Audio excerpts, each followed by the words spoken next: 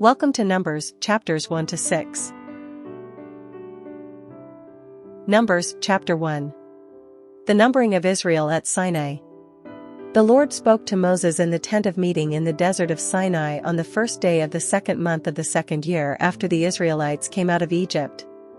He said, "Take a census of the whole Israelite community by their clans and families, listing every man by name, one by one. You and Aaron are to count according to their divisions all the men in Israel who are 20 years old or more and able to serve in the army. One man from each tribe, each of them the head of his family, is to help you. These are the names of the men who are to assist you: from Reuben, Elizur son of Shedeur; from Simeon, Shalumiel son of Zurishaddai; from Judah, Nahshon son of Amminadab; from Issachar, Nethanel son of Zuar; from Zebulun, Eliab son of Helon; from the sons of Joseph; from Ephraim, Elishama son of Ammihud; from Manasseh, Gamaliel son of Pedahzur; from Benjamin, Abidan son of Gideoni; from Dan, Ahiezer son of Ammishaddai; from Asher, Pagiel son of Ochran; from Gad, Eliasaph son of Duel; from Naphtali, Ahira son of Anan. These were the men appointed from the community, the leaders of their ancestral tribes. They were the heads of the clans of Israel. Moses and Aaron took these men whose names had been specified, and they called the whole community together on the first day of the second month. The people registered their ancestry by their clans and families, and the men 20 years old or more were listed by name, one by one, as the Lord commanded Moses. And so he counted them in the desert of Sinai, from the descendants of Reuben the firstborn son of Israel. All the men 20 years old or more who were able to serve in the army were listed by name, one by one, according to the records of their clans and families. The number from the tribe of Reuben was 46,500. From the descendants of Simeon, all the men 20 years old or more who were able to serve in the army were counted and listed by name, one by one, according to the records of their clans and families. The number from the tribe of Simeon was 59,300. From the descendants of Gad, all the men 20 years old or more who were able to serve in the army were listed by name, according to the records of their clans and families. The number from the tribe of Gad was 45,650. From the descendants of Judah, all the men 20 years old or more who were able to serve in the army were listed by name, according to the records of their clans and families. The number from the tribe of Judah was 74,600. From the descendants of Issachar, all the men 20 years old or more who were able to serve in the army were listed by name, according to the records of their clans and families. The number from the tribe of Issachar was 54,400. From the descendants of Zebulun, all the men 20 years old or more who were able to serve in the army were listed by name, according to the records of their clans and families. The number from the tribe of Zebulun was 57,400.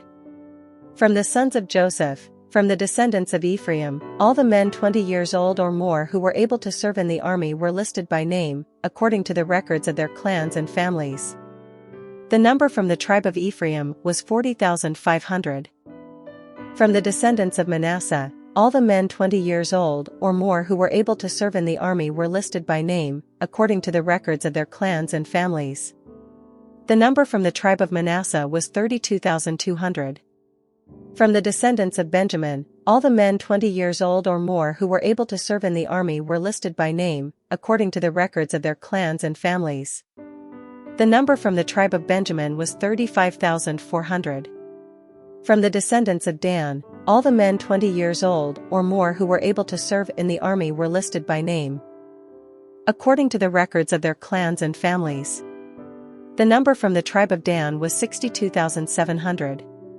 From the descendants of Asher, all the men 20 years old or more who were able to serve in the army were listed by name, according to the records of their clans and families. The number from the tribe of Asher was 41,500. From the descendants of Naphtali, all the men 20 years old or more who were able to serve in the army were listed by name, according to the records of their clans and families. The number from the tribe of Naphtali was 53,400. These were the men counted by Moses and Aaron and the 12 leaders of Israel, each one representing his family. All the Israelites 20 years old or more who were able to serve in Israel's army were counted according to their families. The total number was 603,550. The appointment of the Levites. The ancestral tribe of the Levites, however, was not counted along with the others. The Lord had said to Moses, "You must not count the tribe of Levi or include them in the census of the other Israelites. Instead, appoint the Levites to be in charge of the tabernacle of the covenant law over all its furnishings and everything belonging to it. They are to carry the tabernacle and all its furnishings, they are to take care of it and encamp around it. Whenever the tabernacle is to move, the Levites are to take it down, and whenever the tabernacle is to be set up, the Levites shall do it. Anyone else who approaches it is to be put to death. The Israelites are to set up their tents by divisions, each of them in their own camp under their standard. The Levites, however, are to set up their tents around the tabernacle of the covenant law so that my wrath will not fall on the Israelite community. The Levites are to be responsible for the care of the tabernacle of the covenant law. The Israelites did all this just as the Lord commanded Moses. Chapter 2. The camps and leaders of the tribes. The Lord said to Moses and Aaron, "The Israelites are to camp around the tent of meeting some distance from it, each of them under their standard and holding the banners of their family. On the east, toward the sunrise, the divisions of the camp of Judah are to encamp under their standard. The leader of the people of Judah is Nahshon son of Amminadab. His division numbers 74,600. The tribe of Issachar will camp next to them. The leader of the people of Issachar is Nethanel son of Zuar. His division numbers 54,400. The tribe of Zebulun will be next. The leader of the people of Zebulun is Eliab son of Helon. His division numbers 57,400. All the men assigned to the camp of Judah, according to their divisions, number 186,400. They will set out first. On the south will be the divisions of the camp of Reuben under their standard. The leader of the people of Reuben is Elizur son of Shedeur. His division numbers 46,500. The tribe of Simeon will camp next to them. The leader of the people of Simeon is Shelumiel son of Zurishaddai. His division numbers 59,300. The tribe of Gad will be next. The leader of the people of Gad is Eliasaph son of Duel. His division numbers 45,650. All the men assigned to the camp of Reuben, according to their divisions, number 151,450. They will set out second. Then the tent of meeting and the camp of the Levites will set out in the middle of the camps. They will set out in the same order as they encamp, each in their own place under their standard. On the west will be the divisions of the camp of Ephraim under their standard. The leader of the people of Ephraim is Elishama son of Ammihud. His division numbers 40,500. The tribe of Manasseh will be next to them. The leader of the people of Manasseh is Gamaliel son of Pedahsur. His division numbers 32,200. The tribe of Benjamin will be next. The leader of the people of Benjamin is Abidan son of Gideoni. His division numbers 35,400. All the men assigned to the camp of Ephraim, according to their divisions, number 108,100. They will set out third.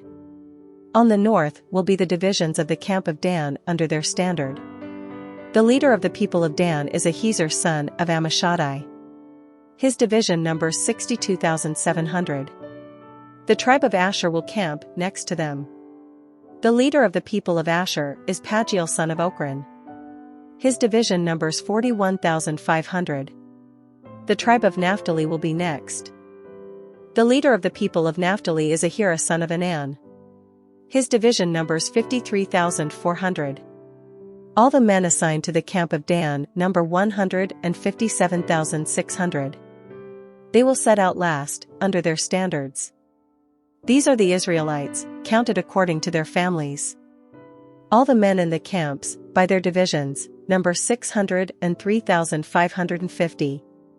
The Levites, however, were not counted along with the other Israelites, as the Lord commanded Moses. So the Israelites did everything the Lord commanded Moses. That is the way they encamped under their standards, and that is the way they set out. each of them with their clan and family. Chapter 3. The number and duties of the Levites.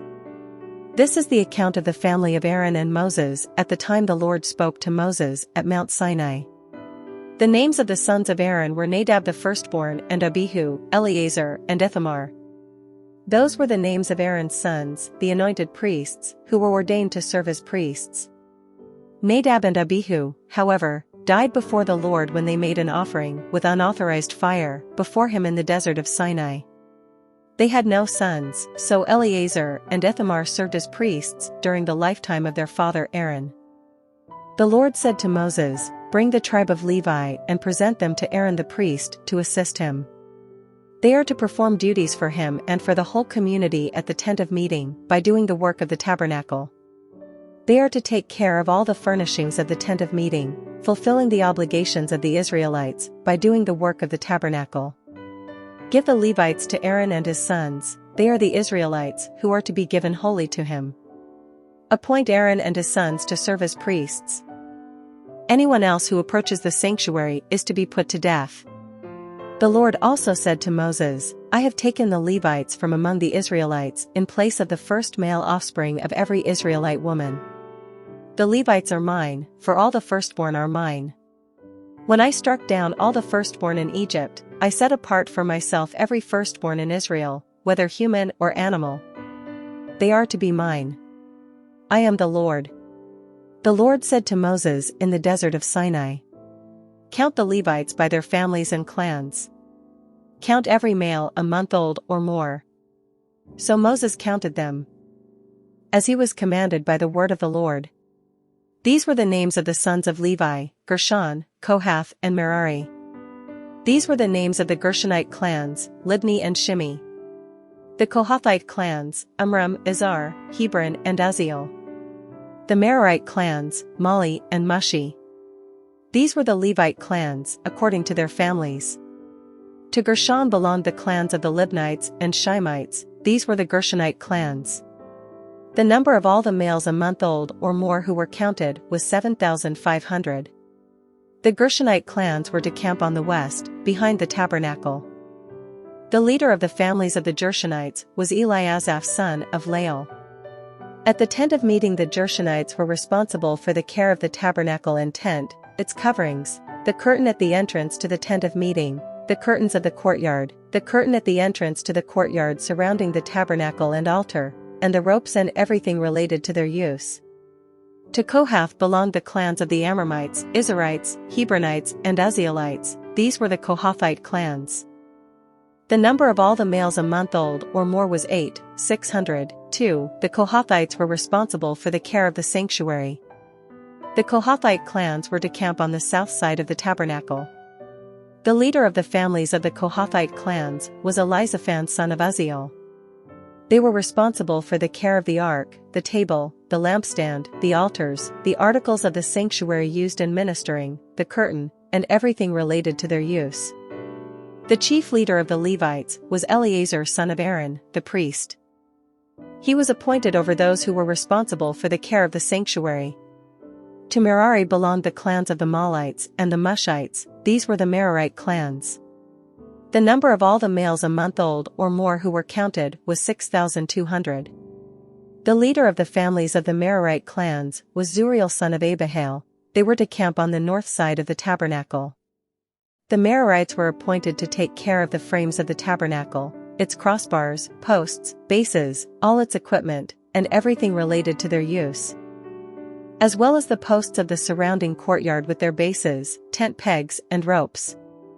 Moses and Aaron and his sons were to camp to the east of the tabernacle, toward the sunrise, in front of the tent of meeting. They were responsible for the care of the sanctuary on behalf of the Israelites. Anyone else who approached the sanctuary was to be put to death. The total number of Levites counted at the Lord's command by Moses and Aaron according to their clans, including every male a month old or more, was 22,000. The redemption of the firstborn.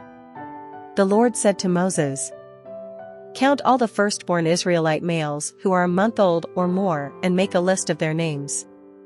Take the Levites for me in place of all the firstborn of the Israelites, and the livestock of the Levites in place of all the firstborn of the livestock of the Israelites. I am the Lord." So Moses counted all the firstborn of the Israelites, as the Lord commanded him. The total number of firstborn males a month old or more, listed by name, was 22,273.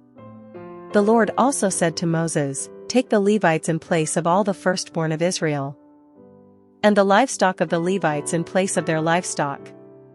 The Levites are to be mine. I am the Lord." To redeem the 273 firstborn Israelites who exceed the number of the Levites, collect 5 shekels for each one, according to the sanctuary shekel, which weighs 20 gerahs. Give the money for the redemption of the additional Israelites to Aaron and his sons. So Moses collected the redemption money from those who exceeded the number redeemed by the Levites. From the firstborn of the Israelites he collected silver weighing 1,365 shekels, according to the sanctuary shekel. Moses gave the redemption money to Aaron and his sons, as he was commanded by the word of the Lord. Chapter 4. The tasks assigned to the Levites. The Lord said to Moses and Aaron, "Take a census of the Kohathite branch of the Levites, by their clans and families.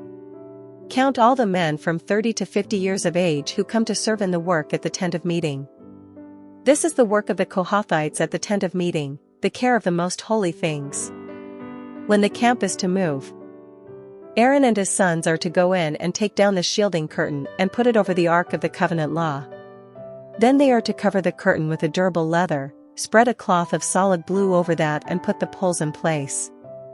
Over the table of the presence they are to spread a blue cloth and put on it the plates, dishes, and bowls, and the jars for drink offerings. The bread that is continually there is to remain on it. They are to spread a scarlet cloth over them, cover that with the durable leather and put the poles in place. They are to take a blue cloth and cover the lampstand that is for light, together with its lamps, its wick trimmers and trays, and all its jars for the olive oil used to supply it. Then they are to wrap it and all its accessories in a covering of the durable leather and put it on a carrying frame. Over the gold altar, they are to spread a blue cloth and cover that with the durable leather and put the poles in place. They are to take all the articles used for ministering in the sanctuary, wrap them in a blue cloth, cover that with the durable leather and put them on a carrying frame. They are to remove the ashes from the bronze altar and spread a purple cloth over it. Then they are to place on it all the utensils used for ministering at the altar, including the fire pans, meat forks, shovels, and sprinkling bowls. Over it they are to spread a covering of the durable leather and put the poles in place. After Aaron and his sons have finished covering the holy furnishings and all the holy articles, and when the camp is ready to move, only then are the Kohathites to come and do the carrying. But they must not touch the holy things, or they will die. The Kohathites are to carry those things that are in the tent of meeting. Eleazar son of Aaron, the priest, is to have charge of the oil for the light, the fragrant incense, the regular grain offering and the anointing oil. He is to be in charge of the entire tabernacle and everything in it, including its holy furnishings and articles. The Lord said to Moses and Aaron, "See that the Kohathite tribal clans are not destroyed from among the Levites, so that they may live and not die when they come near the most holy things.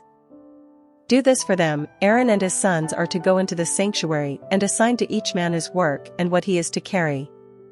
But the Kohathites must not go in to look at the holy things, even for a moment, or they will die."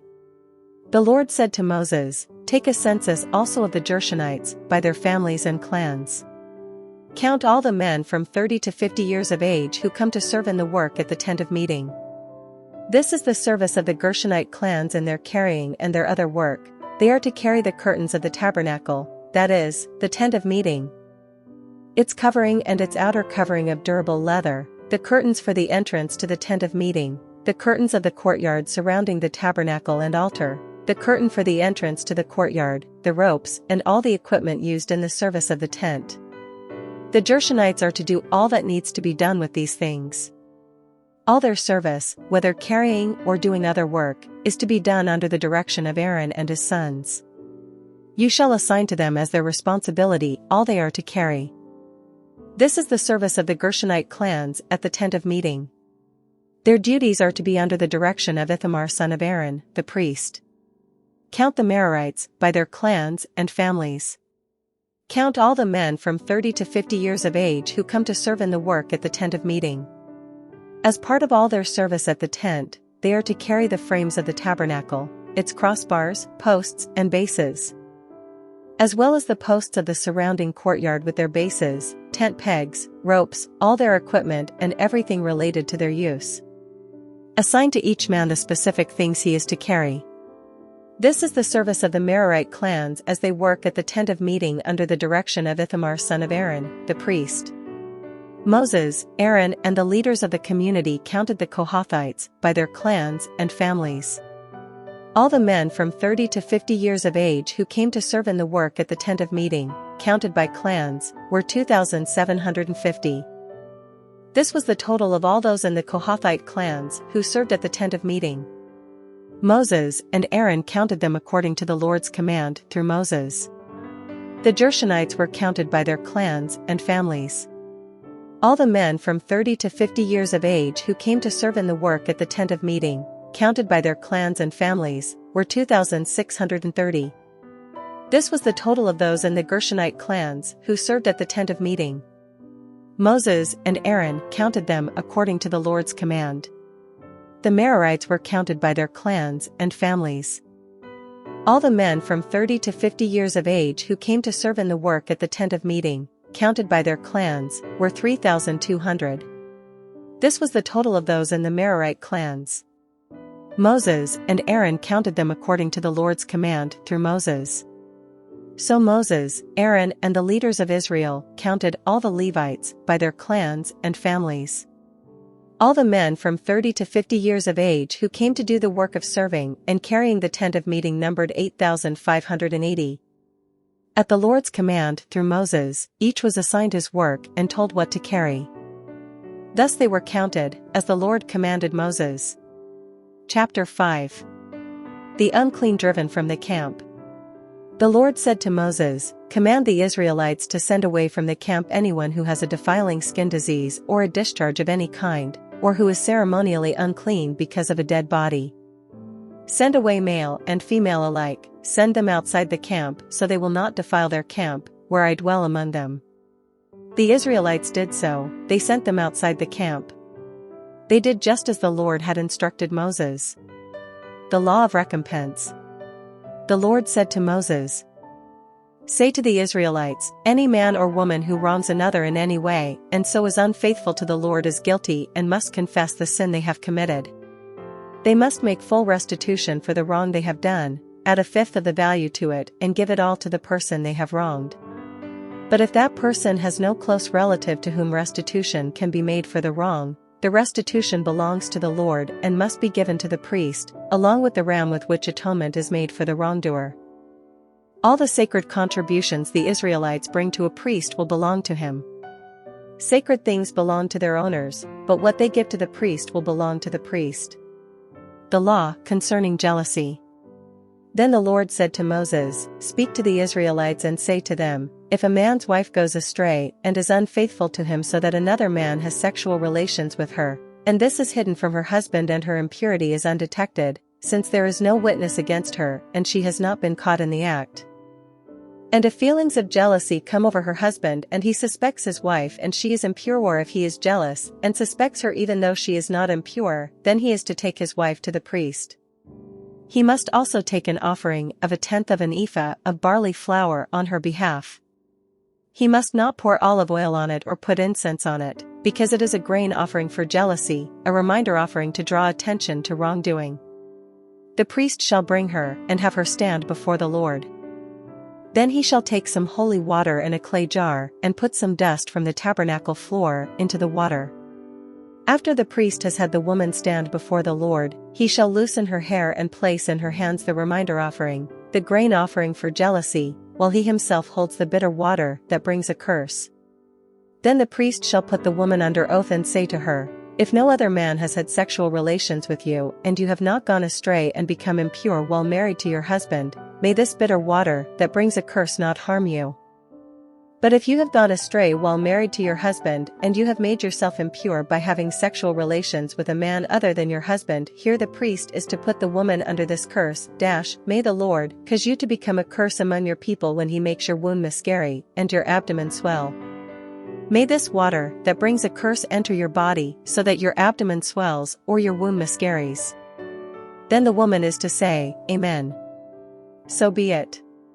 The priest is to write these curses on a scroll and then wash them off into the bitter water.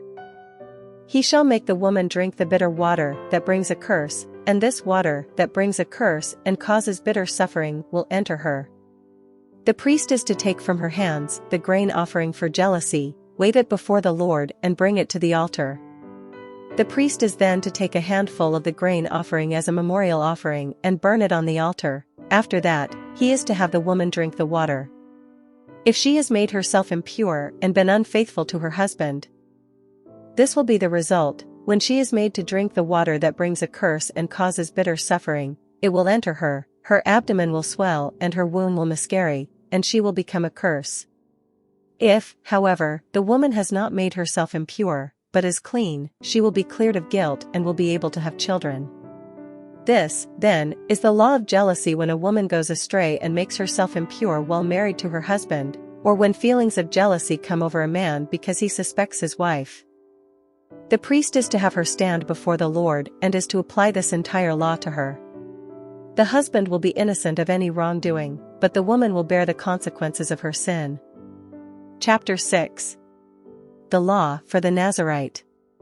The Lord said to Moses, Speak to the Israelites and say to them, If a man or woman wants to make a special vow, a vow of dedication to the Lord as a Nazirite, they must abstain from wine and other fermented drink and must not drink vinegar made from wine or other fermented drink. They must not drink grape juice or eat grapes or raisins. As long as they remain under their Nazirite vow, they must not eat anything that comes from the grapevine, not even the seeds or skins. During the entire period of their Nazirite vow, no razor may be used on their head. They must be holy until the period of their dedication to the Lord is over. They must let their hair grow long. Throughout the period of their dedication to the Lord, the Nazirite must not go near a dead body. Even if their own father or mother or brother or sister dies, they must not make themselves ceremonially unclean on account of them, because the symbol of their dedication to God is on their head. Throughout the period of their dedication, they are consecrated to the Lord. If someone dies suddenly in the Nazirite's presence, thus defiling the hair that symbolizes their dedication, they must shave their head on the 7th day, the day of their cleansing. Then on the 8th day, they must bring 2 doves or 2 young pigeons to the priest at the entrance to the tent of meeting. The priest is to offer one as a sin offering and the other as a burnt offering to make atonement for the Nazirite, because they sinned by being in the presence of the dead body. That same day they are to consecrate their head again. They must rededicate themselves to the Lord for the same period of dedication and must bring a year-old male lamb as a guilt offering. The previous days do not count, because they became defiled during their period of dedication. Now this is the law of the Nazirite when the period of their dedication is over. They are to be brought to the entrance to the tent of meeting. There they are to present their offerings to the Lord, a year-old male lamb without defect for a burnt offering, a year-old ewe lamb without defect for a sin offering, a ram without defect for a fellowship offering, together with their grain offerings and drink offerings, and a basket of bread made with the finest flour and without yeast, thick loaves with olive oil mixed in, and thin loaves brushed with olive oil. The priest is to present all these before the Lord and make the sin offering and the burnt offering. He is to present the basket of unleavened bread and is to sacrifice the ram as a fellowship offering to the Lord, together with its grain offering and drink offering. Then at the entrance to the tent of meeting, the Nazirite must shave off the hair that symbolizes their dedication. They are to take the hair and put it in the fire that is under the sacrifice of the fellowship offering. After the Nazirite has shaved off the hair that symbolizes their dedication, the priest is to place in their hands a boiled shoulder of the ram, and 1 thick loaf and 1 thin loaf from the basket, both made without yeast. The priest shall then wave these before the Lord as a wave offering. They are holy and belong to the priest, together with the breast that was waved and the thigh that was presented. After that, the Nazirite may drink wine. This is the law of the Nazirite who vows offerings to the Lord in accordance with their dedication, in addition to whatever else they can afford. They must fulfill the vows they have made, according to the law of the Nazirite. The priestly benediction. The Lord said to Moses, "Tell Aaron and his sons, this is how you are to bless the Israelites. Say to them, the Lord bless you and keep you, the Lord make his face shine on you and be gracious to you. The Lord turn his face toward you and give you peace." So they will put my name on the Israelites, and I will bless them.